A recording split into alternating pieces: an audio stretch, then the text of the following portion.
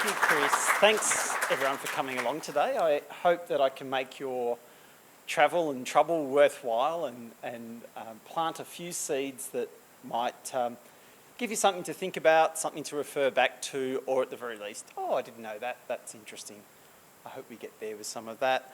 Previously, in my just over 12 months at Geoscience Australia, I gave a seminar here that was about really our connection to planet Earth and how important that was across all of geoscience and society.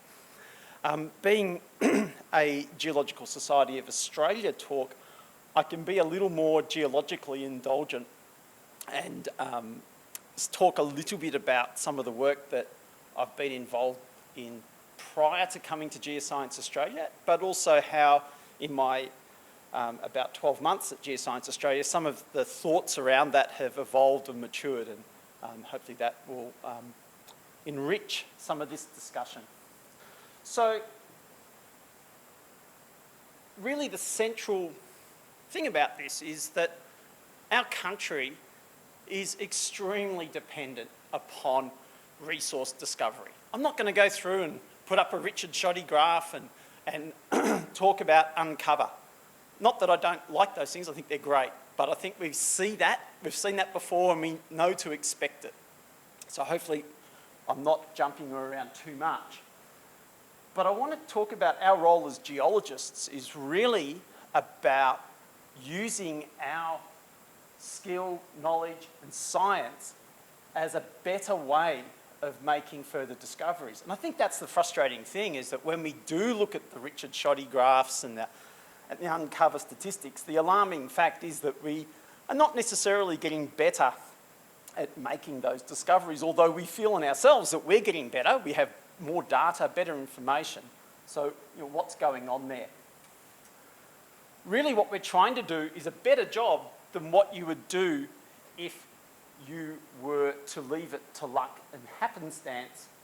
And this is one of my favourite models of that, that perhaps we can think about sometimes when we look at how at times people are forced to follow up on some of the great data that governments provide and in some ways adopt a bump driller approach that's not too different to our beloved battleship game. This was some of my most creative moments in my life where I was able to get the plastic aircraft carriers and destroyers and then add some moulding clay and paint them up. And I only made one version of this and I gave it to Robbie Rowe as a gift to really acknowledge his work behind the Uncover roadmap and the pains that he went through with that. The point that I want to kind of mess with your mind about in this presentation is that it's very likely that in actual fact, we're trying to find something that perhaps we've already looked at, but we haven't seen it. Without a doubt, the next major mineral discovery in Australia is already covered in our regional data. Why? Well, because we've got regional data across Australia. So our next lot of discoveries are in there somewhere, and we're just not seeing it. I think that's quite a sobering thought. We've probably also walked over it or driven over it. We may have even drilled it. And one of the things that comes to mind a lot are the number of mineral discoveries that either have been made or could be made out of a reassessment and reviewing of the fantastic dual core materials that we have in repositories around the country. So the question is, how many near misses have not been recognised? And I also question how valuable a lot of the retrospective hindsight rediscovery case studies that we get fixated about. Once someone makes a discovery, the first thing we often want to know is how did they do it? And then all of a sudden everybody wants to replicate that approach. It's difficult to, I think at times, to extend those approaches into areas of unknown. And that sometimes I feel that actually hampers us. We'll cover that a bit more. So maybe the more important exploration frontier is what's in our minds and how we think about this. And also how we look at things. I love this example. This is one that I was involved with fairly a discovery that I was involved with fairly early in my career. This was when I first went to Adelaide, and continuing some work with PhD students out in the Broken Hill district, and using river red gum biogeochemistry, we were able to find extensions of the Pinnacles Broken Hill silver lead zinc lodes that previously hadn't been known about. We found where those lodes crossed the creek from the Pinnacles mine and then headed eastwards towards Broken Hill. The irony of it is that people had been driving out to that area for over 100 years, wondering, scratching their heads, where's the next discovery going to be? In actual fact, you can see that lode continuation marked up right here under the road, the very road that they would have been driving backwards and forwards on, wondering where that next discovery is going to be from. In fact, I wonder with this a couple of things, one of which is if the grader driver had just dropped the blade a bit more, probably could have made the discovery. The other thing I wonder is that perhaps it would make more sense in our exploration at times to just go for the infrastructure that exists at some of these sites and just explore under them, because Murphy's Law seems to dictate that that's where the next discoveries tend to be. I want to also give an example, also from Broken Hill, and really what it's like to, the context of the Broken Hill line of lode that we all know about, and then how, as geologists, we move into these sorts of frontiers. I love this photo. This is of the recent Broken Hill Uncover Curnamona conference that was in the mid this year. I love this group of about 30 or so geologists. I think if you look at it, there's probably only about 3 or 4 of them that are actually looking at the geology. The rest of them are either talking about geology they know about or talking about what they're going to do tonight or so forth. And I think that actually personifies some of the problems, and that is that we're probably looking at less than 10% of the geologists here that are comfortable and secure enough to be able to look at this weathered material in amongst the sand dunes, which is actually quite prospective. I love thinking about Broken Hill. It's a great place. Let's just have a look at the discovery there that was made by Charles Rasp, who was a boundary rider and made that discovery in 1883. Estimated to now, in modern day finances, have a $75 billion in-ground value. And some of the key aspects of that discovery. First bit is that it was part of frontier country. It didn't happen out of Sydney or in a capital city at a desk. It happened by someone who was actually out in the country, moving across it, looking at the land and reading it. This one is really shocking. The Broken Hill was dismissed, and it was often referred to as the Hill of Mullock, which is a term for waste rock. And the reason it had that term is because it was so weathered. So they thought, it's so weathered, it's effectively what geologists would refer to as crud. It couldn't be of any value. The other thing is that that ore body had been visited and walked over by many people. It's even been argued that perhaps Charles Sturt and his team in the early 1800s may have travelled over that side of the ore body. He was certainly in the district and would have very likely have seen the Broken Hill. It was a well-known landform in the district. It had been looked at but not seen, which is part of my point about how we perhaps perform as geologists in exploration. And the other interesting thing is it didn't conform to the mineral system model that Rasp originally envisaged. The reason he was interested in it and took samples is because he thought it was cassiterite, which is a tin ore. There was quite a demand for tin at that time. Not a bad example of a good outcome when you're wrong. So we look at that and we think, well, that was all pretty cute back in the late 1800s. Surely we're much more sophisticated than that now. That wouldn't be relevant anymore. I guess I want to say that perhaps not. 4 features of Rasp's discovery that I want to just draw on in the remainder of this talk. The first one is this fear of frontier. What does that mean? What does it look like? How do we deal with areas that we may at first look at and think are too covered, too weathered, too deep, therefore too frightening? is the data that we're collecting and the data that we're producing out of all of this, is it actually useful and is it fit for use? Is it fair? And if we only look for what we've found, if we become obsessed about that, therefore we're going to miss new things. I think we see a lot of our exploration is driven by that. So let's have a look at some examples of those 4 points, as I said, for the remainder of this. And this is one of my favourite case studies I've been carrying for quite some time. I think many of you will have heard bits of perhaps this one before that have heard me speak, but I really want to draw out how it fits into this context of fear of frontier. And this is work from near the Tibooburra-Milparinka area, so the southwestern Thompson origin that many people in Geoscience Australia have worked on before. It's way up in the northwestern corner of New South Wales. And some of this was published a bit over 10 years ago in an explorer's guide as part of CRC Lean. The gold in the district actually conforms to 3 main types. There's vein-style gold that's in some of these bedrock inliers. We see the Tibooburra inlier up here at the top, the Waratah inlier, Mount Cool inlier, and the Mount Brown inlier through here. So we have vein mineralisation that's known about at Waratah. We also have 2 types of placer-type gold deposits in the area. We have some that are hosted in the Mesozoic sediments and some that are hosted in the contemporary drainage systems.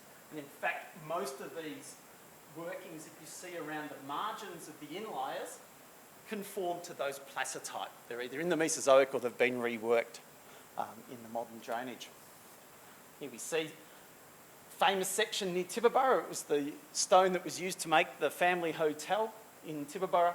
As I said, it's this lower part of these quartz-rich Algebukna sandstone equivalents, which are the early part of the Mesozoic sequence in the Eromanga Basin, that are carrying the main part of the gold in that area. If we remember that, and we look at, in this case, the Tibooburra inlier, this is the CBD of Tibooburra in here with its 2 pups. These are some of the Cambrian metasediments, and in through here is the Tibooburra granodiorite. In essence, you can see we've got Mesozoic and younger sediments all around the edges of it. If we think about the gold workings in that area, what people and a lot of the prospectors had been doing was using the contemporary drainage. So the creeks that are flowing off the high bit, down here, and into where a lot of these gold workings, gold deposits are in sediments. And they were trying to look for more using the modern day drainage. But I've already told you that the gold is primarily coming in those Mesozoic sediments. So in actual fact, it's a Mesozoic drainage reconstruction and landscape reconstruction that's important. At that time, Australia was a long way south. It was quite a frigid environment. Eromanga Basin was in its early stages. And when we look at those Eromanga Basin gold-bearing sediments, we find they generally flow, they show a paleo flow from west to east. Out here in the Eromanga Basin is the Bulu embayment, the Bulu overflow, you know, where Clancy comes from, almost. That's out here. So that was a big depocentre. So the Mesozoic was sweeping across this area and carrying gold with it. And you can see some of those gold workings around the inlier. And I think the next one shows that in the Mesozoic, part of that inlier was emergent, and there's the paleo drainage system bifurcating and sweeping across that inlier. That's why they find a lot of gold around the main part of Tibooburra, because that's the granites in through here, and a lot of that gold has lodged within the joint planes within the weathered granite in that area. I think when you start to get your head around that, a lot of these workings all fit into a Mesozoic paleo landscape story rather than a contemporary landscape.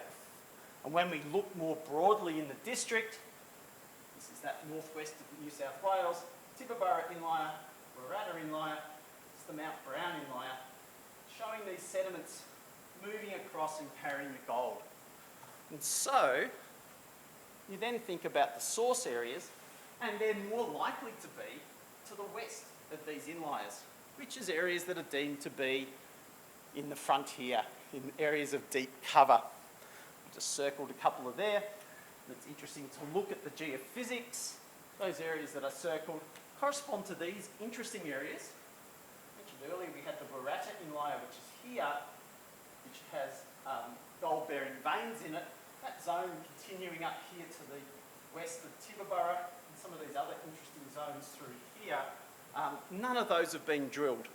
And I'll get onto this a bit later. It's not as if we're looking at areas where the cover is, in many of these cases, not more than 100 metres thick, and in most cases about 10 to 30 metres thick cover. But in recent years, the exploration in that area has revisited the gold veins and re-drilled them to provide healthy intersections for board members and shareholders, rather than taking it out into those frontiers. Oh, this shows some of that cover. So we're talking about areas that are sitting in this fairly shallow area just to the west of those gold-bearing workings around those inliers. So what's the biggest impediment in moving from known mineralisation and exploring into frontiers? It's fear. Unfortunately, we are driven by fear, and it's really the fear of blowing your money, the uncertainty, the risk, the unknown of those areas. And that is really an important thing, particularly for the government geologists here to remember, because that's a fundamental part of our role, is to produce confidence, reduce that risk, that fear of failure, to encourage people to explore, particularly in new areas. I think the default would be, without a lot of our pre-competitive geoscience, people would keep exploring where they've explored before. But one of the questions of it is, all the good work that we might see happening from researchers and from government and so forth, I think one of the questions that we're missing at the moment is, what can industry explorers do when they get there? I love Carroll at the moment is talking about the lithosphere, asthenosphere boundary and what the potential around that is for Australia. And it's a fantastic talk. If you haven't seen it, try and catch up with that. But every time I hear it, I always wonder, what do the people in industry make of that, and what can they do next to make a discovery? And what a lot of them have been doing are infill geophysics, poorly constrained superficial geochemistry, and dreaded bump drilling based on geophysical targets in most cases. So I think part of our conversation needs to be about what industry can do that's better than what's been done before. And really that, I think, is part of that domain of geological surveys, but also explorers, and to overcome the fear and be willing and courageous. Okay. You ready for this one, Leslie? I know Leslie Wyborn's here. I did warn her that I was going to do this. She might get excited. The next thing I want to touch on is data. We love, as geologists, collecting data. When I was a supervisor of students at university, the common excuse towards the end of their project was, if only I could go out and collect more data, it would be easier, it would be better. Invariably, it isn't, because they end up finding stuff that makes it even more complicated. But when it comes to data, I'm going to say that there's no point in having it unless it follows those FAIR principles of being findable, accessible, interoperable and reusable. Unfortunately, that doesn't cover the data that you have on a floppy disk in the bottom drawer that one day you're going to get out and is going to be absolutely amazing and change the course of geoscience. Okay? That's not FAIR data. So the quality of the data that we gather and contribute to open file data is enormously important, because that's what we're going to use to base our science, but it's what others will be able to build upon. I think what's really interesting is how that definition has changed in time. And I think it has caught us out a little, where I think we often talk about how impressive our databases and data systems are in Australia, and they are, on a world sort of standard, they are very, very good. However, the world is changing fast, and what were PDF files that were scanned 10 years ago and made things digitally available are no longer are not machine readable, and no longer in that realm of being fit for purpose. So yes, it might be digitally available, but is it machine readable data, or instead is it a PDF? Is it a cartoon of the data? Is it some sort of thing that looks like data but is actually a RGB slider-controlled image. And the other thing to point out is it's not just the value of local data. We might think, oh, we're exploring in this area, the local data there is important to us. What we're finding is it's actually the national and international data that informs the local data that's incredibly important. I just want to share with you some of the key learnings from the Oz Minerals Explorer Challenge. Have most of you heard about this Explorer Challenge? Yes and no? I think a good number have, but just for those that haven't, just briefly, it was a competition, a crowdsourcing competition that was funded by Oz Minerals, but they worked in collaboration with the South Australian Government to really look at an area near the Mount Woods Ridge area, near Cooperpedy in South Australia. Oz had been holding that ground for a while. They made their data available. Government made their open file data more easily available. They promoted it more. And they had a crowdsourcing competition really around generating new targets and insights for that area. There was a fantastic number of entries. It's actually quite inspiring, but it particularly focused on that nexus between geoscience and data science. And what some of the key learnings on this I found, as I was one of the final judges in this, the good news is, and I'm really proud of this, Geoscience's Australia's data was absolutely key to the winning entry being outstanding. And that's a little surprising because, as I said, it was a competition around the Mount Woods inlier. But what the winning entry did, you can have a look at a lot of these things, it's been pretty well documented, is they took the data from all of Australia, they cut the Mount Woods data out, and they developed predictive models and algorithms out of Australia's data and then reapplied it to the Mount Woods area and compared it with the Mount Woods data to take that forward. It's an ingenious approach, much more broader in how they've taken in that data. So Geoscience Australia certainly had a big role there, and it really highlights the need for national data even when working at a local scale. The bad news is that most of the entries that were using government data in some shape or form all said that they had to spend most of their work allocation time actually getting that data fit for purpose.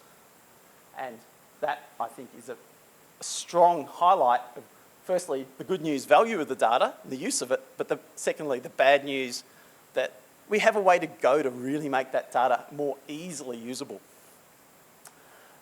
There were some interesting things about the role and integration of geoscience and data science, that often geologists would be directing the shots. In others, they were driven by the data scientists, and then you had a whole lot that were in between. And it was quite fascinating watching it, how they integrate.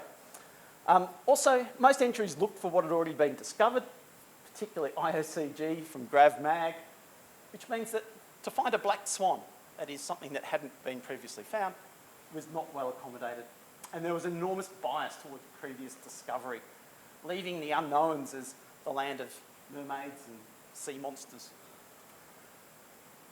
And perhaps an aspiration for some of this, where we're going with digital data, is this idea that many of you heard me talk about, of the digital twin, and producing a digital replica of a living or non-living physical entity.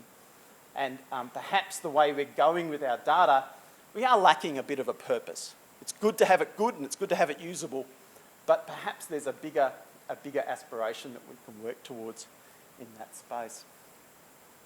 Right, I better keep on moving. I get so excited about some of these examples, I almost bulk them out to a whole talk. So just briefly want to touch on that thing going back to Broken Hill and the discovery there. The feeling that many areas are beyond reach, too covered, too weathered, too deep. Here we see Broken Hill. George Gibson in the audience here will know all about the Mundi Fault. I've spent a few days with George actually walking around some of that country. It's amazing to see, apologies that it's a bit out of focus, but the traditional bedrock geology map stopping right at that escarpment.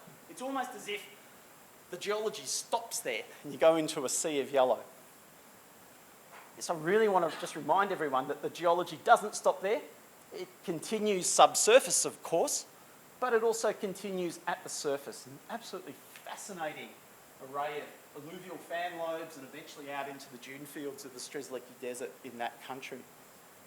And it continues for much of inland Australia, or much of Australia, where these areas that we might first look at and think are beyond the realms of what we might want to look at as geologists. In actual fact, when you get out into them and look at them, you find that between the dunes in certain areas, there's a lot more bedrock that's exposed, might be a bit weathered, but it's still exposed, than we'd previously mapped and seen.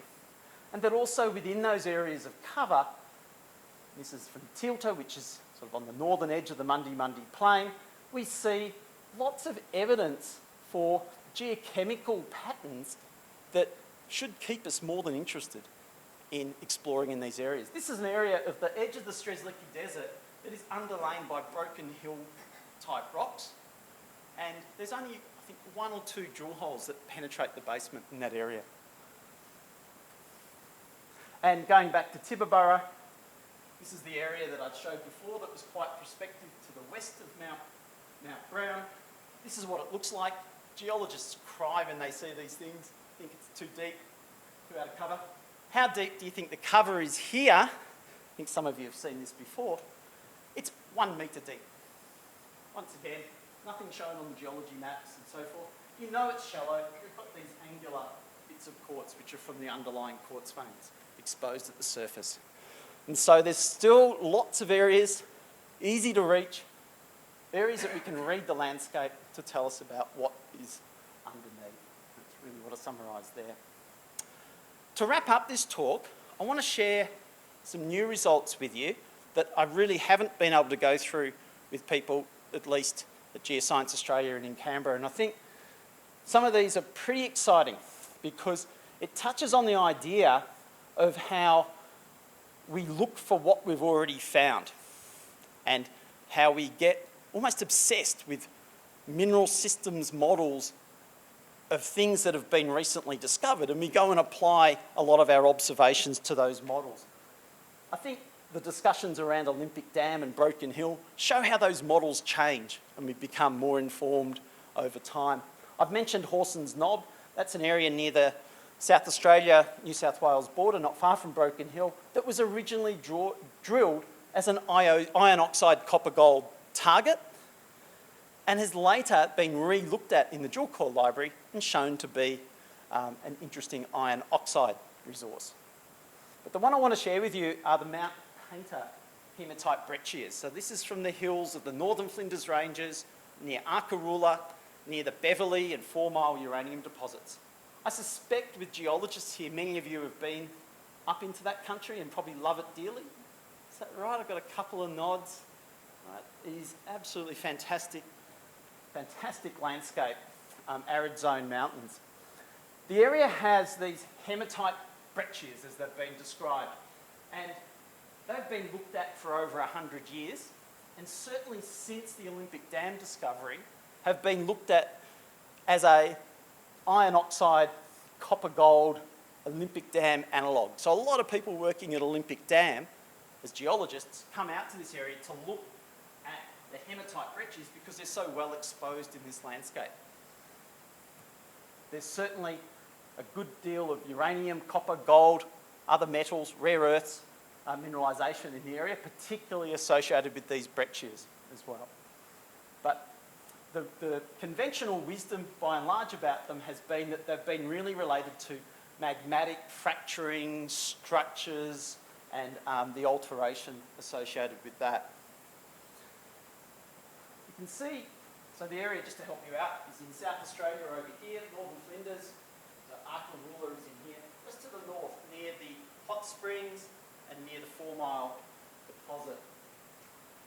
What we can see, these hematite breccias, this is the mapping, this is where they've been mapped out, they actually form a pretty interesting pattern.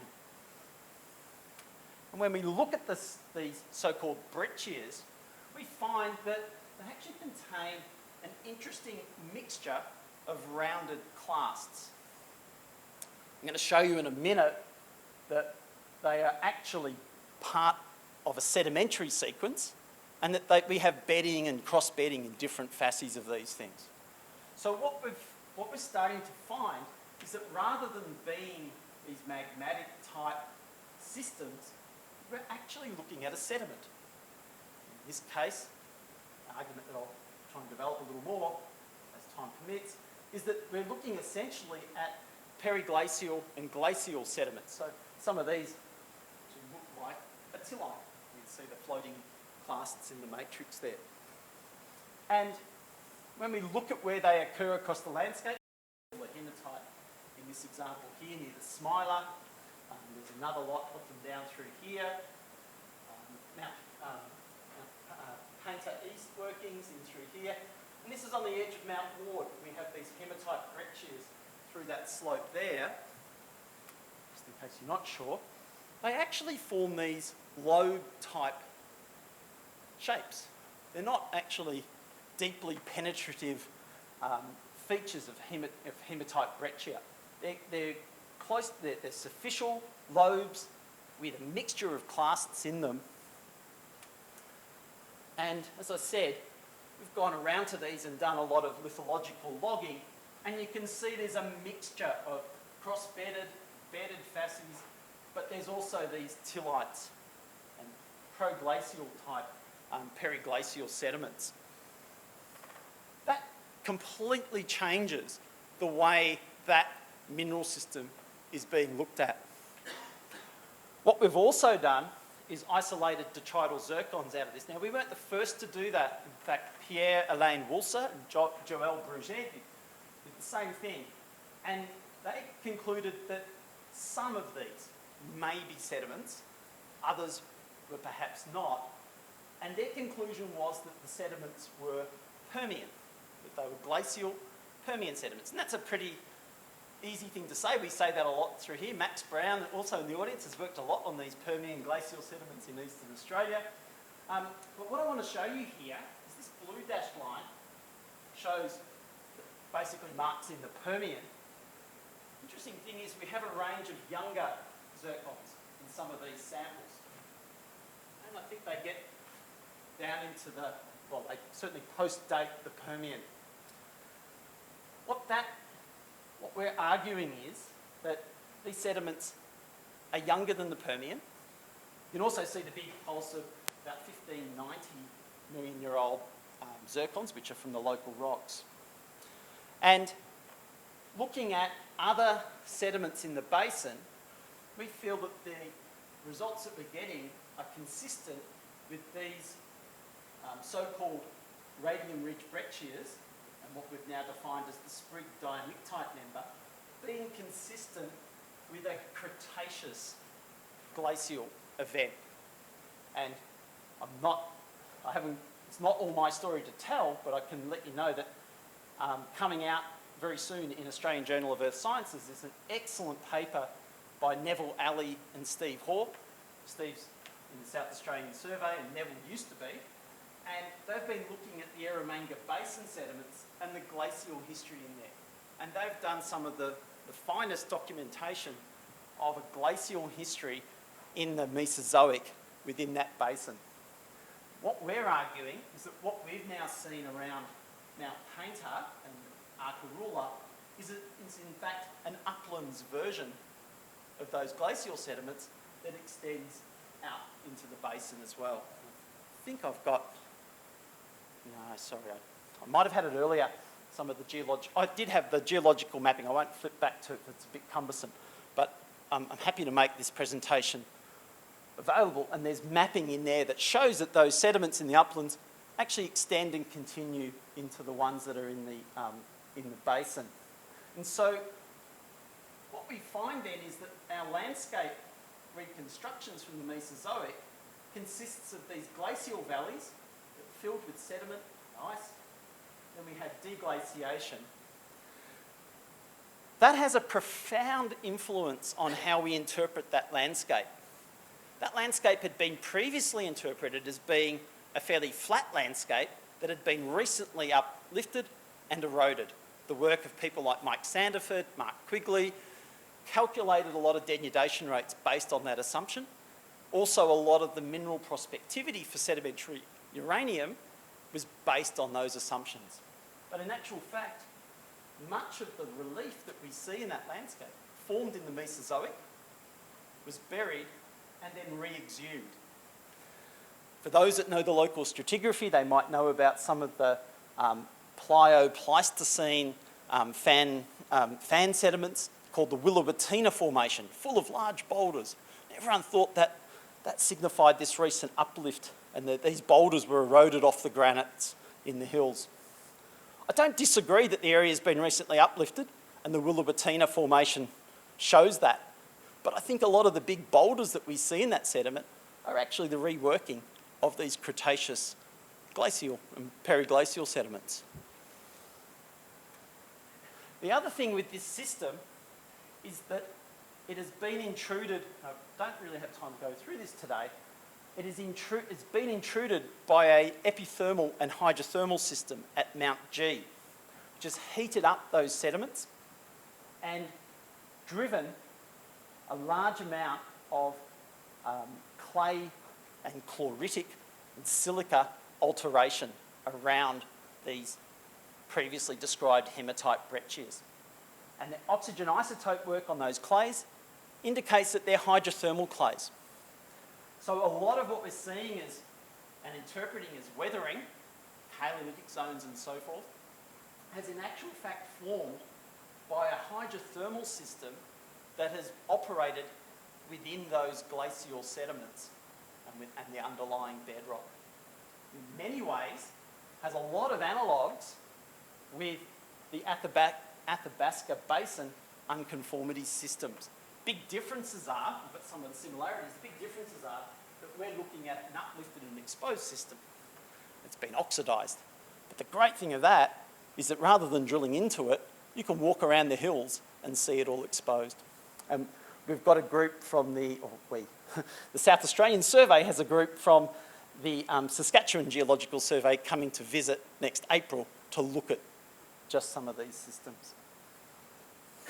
So I think the way that we now look at the Flinders Ranges, the northeastern Flinders Ranges rangefront, has changed a lot from this work, and how these sedimentary hosted, mostly tertiary systems that we used to think of as tertiary systems, how they then have interacted with these older Mesozoic systems has been of fundamental importance.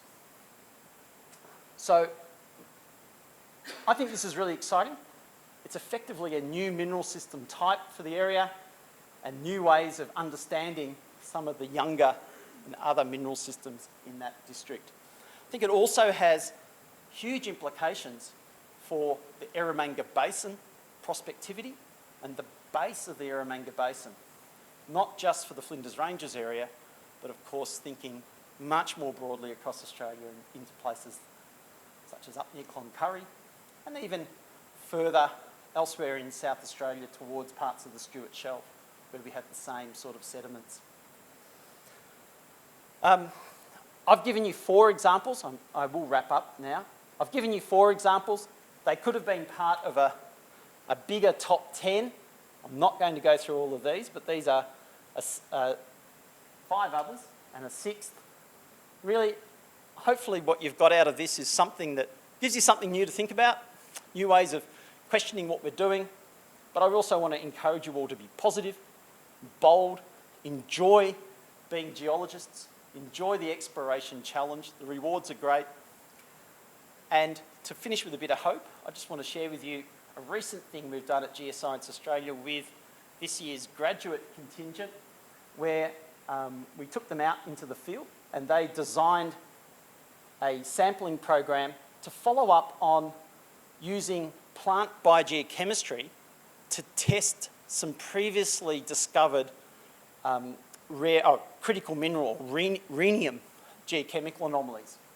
What happened was back in the sort of 2000 and around about 2014-15, we had a couple of contractors that did a plant biogeochemical survey along the railway through South Australia. And this coincided with where Geoscience Australia was involved in magnetotellurics, deep seismic profiling as well. They did this biogeochemical survey. They got interesting results, but they got some fascinating results for rhenium. They got values of several hundred ppb. For those that can't read this, this is 377 ppb from a place near Lyons. And the interesting thing with rhenium is that it's typically associated with molybdenum. If you read the textbooks and the GA reports, they'll tell you about how rhenium and molybdenum often occur together. In this case, we mostly have below detection molybdenum in the plants, but very high rhenium. But what we don't understand from these results, because they were samples taken at about 5 kilometres spacing, is what do these geochemical footprints mean? And what's the size of them? What's the real magnitude of them? So what we did with the graduates through their design was organised for land access, how to plan a survey, looking at, in this case, chenopod's, the bladder salt bush and blue bush through this area. I must point out this is an area of fairly shallow cover, but once again, very limited drilling and exploration in that area because it's deemed to be part of the deeply covered frontier. And here we see the graduates, Matthew and Laura, sampling these plants, looking after them, drying them out, taking them into the core library in Adelaide for further drying, and we're soon to get these analysed and see what they all mean. So I look forward to that. I will just give a little tease and say they look to those areas of anomalism look to correspond to the magnetotellurics, structures that show up in the magnetotellurics that tap into the mantle. And it's amazing to think that we're looking here perhaps at that geochemistry, lithospheric architecture marriage coming through in these results. But I won't preempt it too much. We haven't got those next lot of analyses back. Thank you. Thanks for being patient. As I said, hopefully you got something out of that. That's it.